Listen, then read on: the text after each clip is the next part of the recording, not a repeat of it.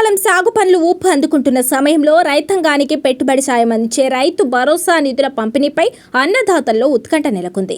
ఈ నెల 30వ తేదీ నుంచి రైతు ఖాతాల్లో వానాకాలం పెట్టుబడి సాయం నిధులను జమ చేయాలని రాష్ట్ర ప్రభుత్వం ఇప్పటికే కీలక నిర్ణయం తీసుకుంది. అయితే ప్రస్తుతం ఎకరానికి ఏడాదికి 12,000 చొప్పున అందుతుండడంతో ఎన్నికల మేనిఫెస్టోలో హామీ ఇచ్చిన విధంగా ఎకరానికి 15,000 సాయం ఎప్పటి నుంచి అందుతుందని ఉమ్మడి కరీంనగర్ జిల్లా రైతాంగం ఎదురుచూస్తూ వస్తోంది. ముఖ్యమంత్రి రేవంత్ రెడ్డి నేతృత్వంలో కేబినెట్ సమావేశంలో రైతు భరోసా నిధుల విడుదలకు ముహూర్తం ఖరారు చేశారు. జూన్ 30వ తేదీన ఖమ్మం జిల్లాలోని మధిరలో నిర్వహించబోతున్న భారీ బహిరంగ సభ వేదికగా ముఖ్యమంత్రి ఈ నిధుల పంపిణీని అధికారికంగా ప్రారంభించబోతున్నట్టు సమాచారం.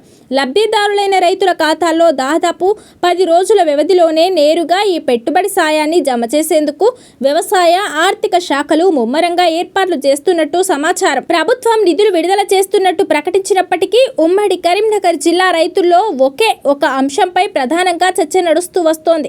కాంగ్రెస్ ప్రభుత్వం తమ ఎన్నికల మేనిఫెస్టోలో రైతు భరోసా కింద పెట్టుబడి సాయాన్ని ఎకరానికి ఏడాదికి ఏకంగా 15,000కు పెంచుతామని హామీ ఇచ్చింది. ప్రస్తుతం వానాకాలం సీజన్ ప్రారంభమైన పాత పద్ధతిలోని ఎకరానికి 6,000 చొప్పున 12,000 మాత్రమే జమయ్యే అవకాశాలు ఉండడంతో రైతులు కొంత నిరుత్సాహం వ్యక్తం చేస్తున్నారు. పెంచిన 15,000 సాయాన్ని వానాకాలం నుంచి వర్తింపచేస్తారా లేక తదుపరి యాసంగి సీజన్ నుంచి అమలు చేస్తారా అనే విషయంపై స్పష్టత కరువైంది.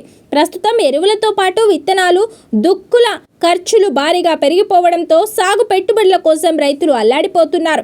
ఇలాంటి తరుణంలో పెంచిన సాయం త్వరగా అందితే తమకు మరింత ఊరట లభిస్తుందని కరీంనగర్ ఉమ్మడి జిల్లా పరిధిలో చిన్న సన్నకారు రైతులు ఆశాభావం వ్యక్తం చేస్తున్నారు. ప్రభుత్వం జూన్ 30 నుంచి ఇచ్చే నిధులతో పాటు పెంచిన 15,000 సాయం అమలుపై కూడా తక్షణమే ఒక అధికారిక ప్రకటన చేయాలని, అర్హులైన ప్రతి ఒక్క రైతుకు, కౌలు రైతుకు ఈ సాయం అందేలా మార్గదర్శకాలు విడుదల చేయాలని కోరుతున్నారు.